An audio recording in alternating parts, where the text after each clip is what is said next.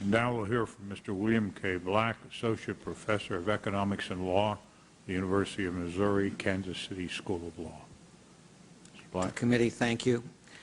You asked earlier for a stern regulator. You have one now in front of you. And we need to be blunt. And you haven't heard much bluntness in hours of testimony. We stopped a non-prime crisis before it became a crisis in 1991 by supervisory actions. We did it so effectively that people have forgotten it even existed, even though it caused several $100 million in losses, but none to the taxpayers. We did it by preemptive litigation and by supervision. We broke a raging epidemic of accounting control fraud without new legislation in the period 1984 through 1986. Legislation would have been helpful. We sought legislation, but we didn't get it. And we were able to stop that because we didn't simply continue business as usual. Lehman's failure is a story in large part of fraud. And it is fraud that begins at the absolute latest in 2001. And that is with their subprime and their liar's loan operation. Lehman was the leading purveyor of liar's loans in the world for most of this decade. Studies on liar's loans show incidence of fraud of 90%.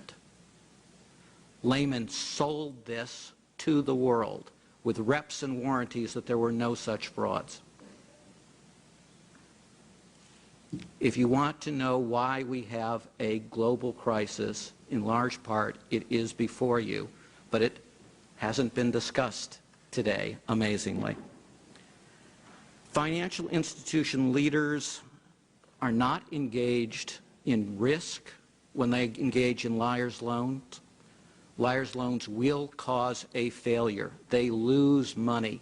The only way to make money is to deceive others by selling bad paper, and that will eventually lead to liability and failure as well. When people cheat, you cannot, as a regulator, continue business as usual.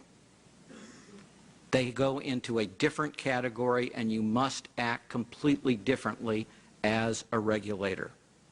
When we've gotten and said sad excuses, the SEC, we're told there are only 24 people in their comprehensive program. Who decided how many people there would be in their comprehensive program? Who decided the staffing? The SEC did. To say that we only had 24 people is not to create an excuse, it's to give an admission of criminal negligence, except it's not criminal because you're a federal employee. In the context of the FDIC, Secretary Geithner testified today that this event pushed the financial system to the brink of collapse. But Chairman Bernanke testified we sent 2 people to be on site at Lehman. We sent 50 credit people to the largest savings and loan in America. It had $30 billion in assets. We had a whole lot less staff than the Fed does. We forced out the CEO. We replaced the CEO, and we did that not through regulation, but because of our leverage as creditors. Now, I ask you, who had more leverage as creditors in 2008? The Fed compared to the Federal Home Loan Bank of San Francisco 19 years earlier? Incomprehensible greater leverage in the Fed, and it simply was not used. And we've heard so let's start with the repos. We have known since Enron in 2001 that this is a common scam in which every major bank that was approached by Enron agreed to help them deceive creditors and investors by doing these kind of transactions.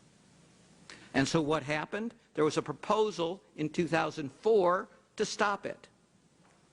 And the regulatory heads, it was an interagency effort, killed it. They came out with something pathetic in 2006 and stalled its implementation to 2007, but it's meaningless. We have known for a decade that these are frauds, we have known for a decade how to stop them. All of the major regulatory agencies were complicit in that statement in destroying it. We have a self-fulfilling policy of regulatory failure because of the leadership in this era. We have the Fed, the Federal Reserve Bank of New York, finding that this is three-card Monte.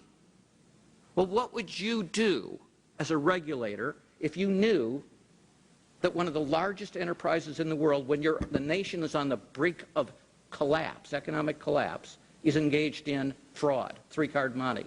Would you continue business as usual? That's what was done. Oh, they met a lot. They say that we only had a nuclear stick. Sounds pretty good stick to use if you're on the brink of collapse of the system. But that's not what the Fed has to do. The Fed is a central bank. Central banks for centuries have gotten rid of the heads of financial institutions. The Bank of England does it with a luncheon. The board of directors are invited. They don't say no. They are sat down. The head of the Bank of England says, "We have lost confidence in the CEO of your enterprise. We believe that Mr. Jones would be an effective replacement." And by 4 o'clock that day, Mr. Jones is running the place. And he has a mandate to clean up all the problems. Instead, every day that Lehman remained under its leadership, the exposure of the American people to loss grew by hundreds of millions of dollars on average.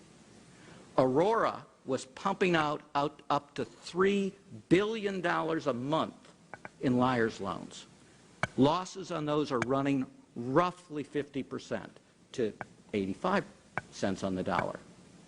It is critical not to do business as usual, to change. We've also heard from Secretary Geithner and Chairman Bernanke, we couldn't deal with these lenders because we had no authority over them. The Fed had unique authority since 1994 under HOEPA to regulate all mortgage lenders. It finally used it in 2008. They could have stopped Aurora. They could have stopped the subprime unit of Lehman that was really a liar's loan place as well as time went by. Thank you very much. Thank you very much, Mr. Black. And now our last witness. I probably should reiterate that we ask our witnesses to confine themselves to 5 minutes. So summarize your testimony.